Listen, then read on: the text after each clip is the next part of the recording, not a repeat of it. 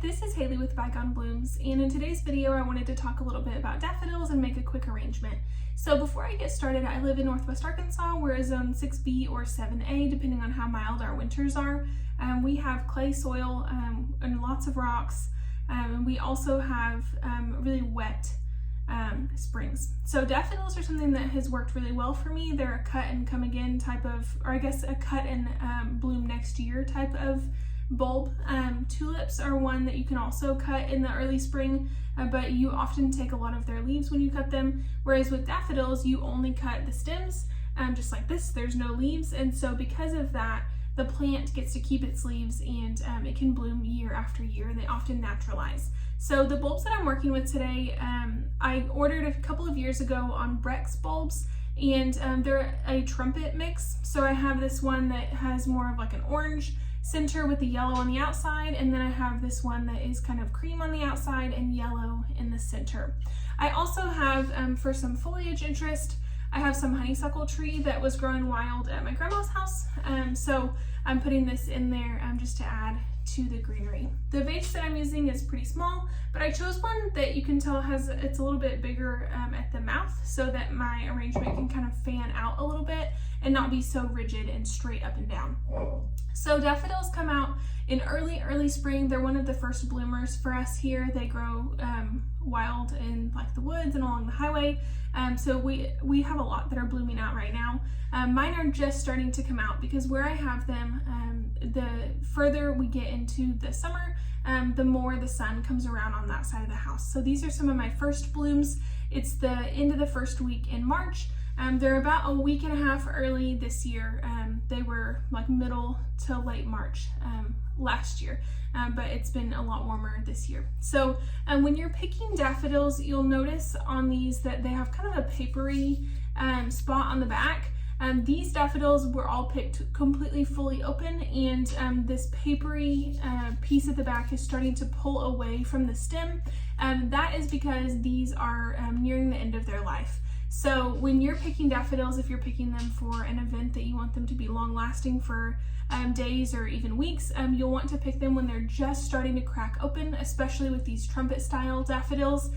If it is a daffodil that's a double and it's really ruffly inside, just make sure you can barely see the center. Whereas these, like I said, when I picked them, they were all fully open. So you can see that the papery backing is starting to pull away, meaning that they won't be as long lived, but I only need these for a couple days for this arrangement. So that is not a problem for me. When I pick daffodils, as you saw maybe in the footage earlier, I try to cut them as close as I can to the ground without cutting any of the leaves off. They're pretty easy because they just come back up when they're ready. When the leaves die back in like beginning of the summer, once they're all bloomed out, I just let the leaves do their thing until they're completely brown, and then just pull those away because it makes my garden look neater to not have those dirty, or I guess maybe not dirty, those dingy brown leaves. So I'll just leave them to do their thing until they've completely died back on their own, and then they will spread year after year. So the longer you have them, the more they'll spread in your garden, and they're not super intrusive, so they're not going to take up space. I have perennials and annuals planted, and bushes and shrubs and things planted all in with my daffodils, and they don't compete for root space. So daffodils, if you're interested in them, are something that you'll want to plant in the fall, and then they'll bloom for you that following spring. They need that cold period.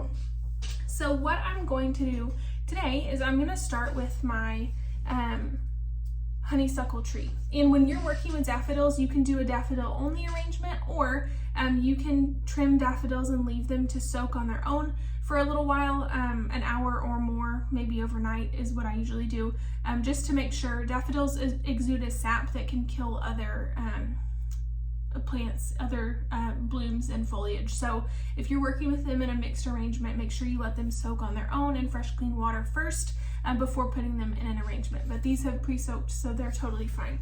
So what I'm going to do is I'm going to just stick in my foliage here and kind of arrange it a little bit.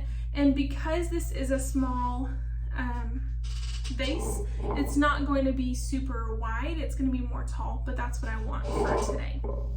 And then I'm going to kind of count out and see how many I have of each. So when I'm working with arrangements, I want to make sure that I have an odd number of things, and here I have 5 of the trumpet daffodils with kind of orange center, and I have 3 of the white ones. So I'm just going to try to make sure that I kind of evenly space those in the arrangement.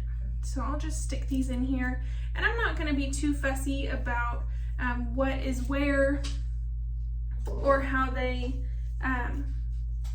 they're looking yet. I'm just kind of sticking them in. Oh, I lied. I only have 4 of those. But that's okay, because then I'll end up with 7 total, and they'll be kind of evenly spaced.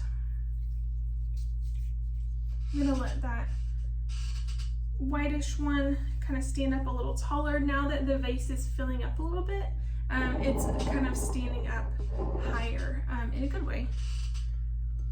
If you were using a vase that had a really wide mouth, what you could do is you could use some sort of like chicken wire or floral frog or something, but because this one is fairly narrow, it actually is the perfect height to hold up the daffodils. So here's what we've got. Just simple, not too fussy, but I actually really like this. You can see it from all angles. It's just something that makes me think spring is coming. It's fun to have something to cut and have available, and also it'll give me an opportunity to take some nice photos so that I can tell my clients that daffodils are here, that it's time for them to order a daffodil bouquet. So thank you so much for growing along with me. I know this was a short one, but I would encourage you, if you're thinking of adding bulbs or something that is more long-lasting to your garden rather than just annuals, I would encourage you to include daffodils in that mix, because even though they don't always play nice with the other flowers, they're beautiful on their own, and if you condition them on their own, it'll be just fine to put them with other things. Always remind your clients or friends or family, whoever you're giving flowers to, that daffodils are toxic. So if they have small kids or young pets, things like that, make sure that nobody's eating daffodils. But these will be on a counter where they're up and out of the way and they're safe. So anyway, thank you again for growing with me. I'll see you guys in the next one.